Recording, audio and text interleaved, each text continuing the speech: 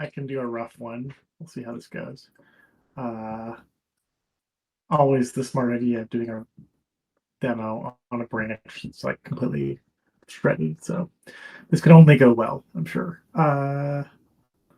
This will work. Don't worry about the errors. I rebooted AWS, so that's why it's complaining.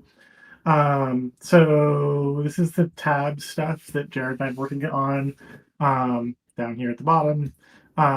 So the styling changed a little bit. You'll see they lift, the current tab lifts up. We now have controls that jump through really nicely.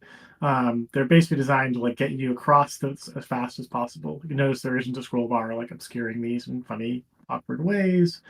If I jump from this chart down this chart, it'll auto scroll it right to where it should. So it snap scrolls now. If I have a partially out of frame tab, it'll pull that into place on both ends. So let me switch tabs. This is a terrible workbook, by the way. Don't do this. Oops.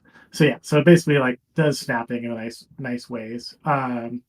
We're still working on the positioning of this menu and the plus. You'll see some more innovation, I guess, there shortly, as well as reordering will come in with this change or right after it.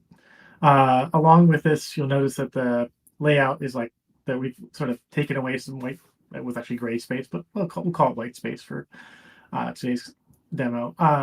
And the dashboard gets a little bit of a hint with that too. Basically, again, charts aren't going to load because my connection's bad.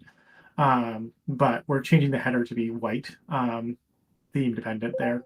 And I guess back to the workbook, that footer does pick up your theme. So you can go to start with greenish or start with a blue, or sorry, this was like bluish. This one's like greenish. And then if you're really not fun, you can turn it to basic and it just turns gray, which will be great for like embed users who don't want much color down there. And eventually that will be viewable down the road. Finally,